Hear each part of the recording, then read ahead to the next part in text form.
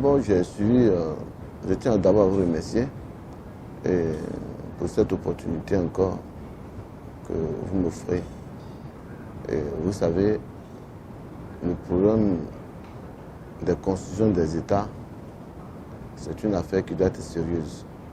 C'est-à-dire que la constitution dans un État, c'est le soubassement même du pays. Et ça fait partie de la première pierre angulaire, c'est la Constitution. Et c'est à partir de la Constitution que tout est défini. Toutes les actions politiques se définissent, toutes les actions sociales se définissent et toutes les orientations de la vie même courante se définissent. En quelque sorte, c'est la carte nationale d'identité d'un pays. Bon, vraiment, c'est honteux pour nous autres, en tant qu'acteurs politiques, d'entendre ce genre de situation sur les médias, dans les médias internationaux et autres. Bon, j'ai vu que RFI a eu à en parler, d'autres médias en ont repris. Et puis bon, ça fait aujourd'hui l'apanage de plusieurs choses. Bon, je pense que mon avis en tant qu'acteur politique, en tant que président de parti politique, l'Union pour le changement de Guinée, je pense que si j'ai mon avis à donner dessus, j'ai dit qu'il faut qu'on soit sérieux. Il faut que nos dirigeants puissent prendre la vie au sérieux et c'est vraiment c'est intéressant. On ne fait pas la politique avec l'à peu près. Quand on veut faire la politique, vraiment on fait la politique. Quand on veut doter un pays de tous les instruments légaux, il faut le faire de manière cohérente et puis bon voilà. Et c'est gênant pour moi-même, c'est honteux pour moi-même de voir qu'à l'intérieur d'une constitution, on promulgue une constitution avec laquelle il y a des erreurs à l'interne et ce qui est promulgué, ce qui est voté, c'est pas la même chose. Vraiment, c'est douloureux. C'est vraiment douloureux pour chacun d'entre nous et nous acceptions ça difficilement et c'est difficile. Bon, je pense que, comme je l'ai dit, la constitution d'un État, c'est la carte nationale d'identité du pays. Il faudrait que ça soit ouvert à tous les acteurs politiques, à tous ceux qui veulent véritablement que ce pays aille en avant, doivent véritablement s'impliquer. Ce n'est pas les rues, hein.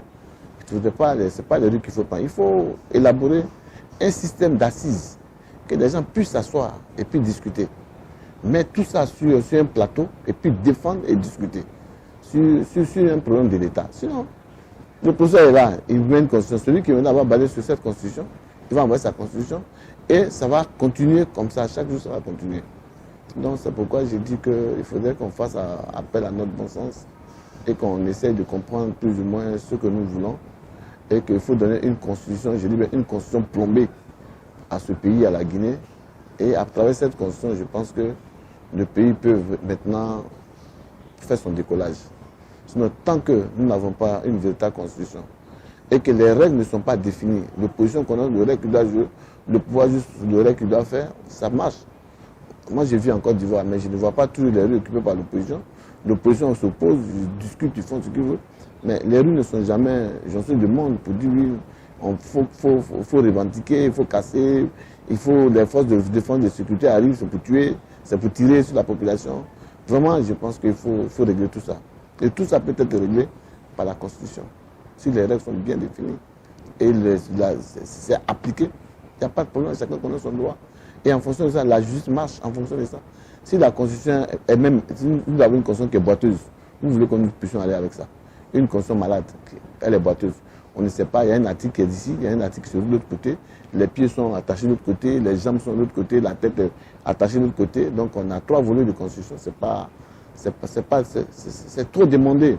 Et moi j'ai vraiment mal, c'est pourquoi j'ai dit que, à ma qualité de président de l'Union pour le changement de Guinée, j'ai demandé aux Guinéens de me faire confiance et de savoir que si j'arrive au pouvoir vraiment après ces élections, je pense que la première priorité d'abord, c'est de chercher d'abord à réunir les Guinéens, les mettre ensemble et créer une Guinée unique. C'est pour la preuve j'ai dit qu'une nouvelle Guinée est possible avec nous. Vous voyez, parce que les gens sont venus avec des nerfs pour commander, c'est pas bon.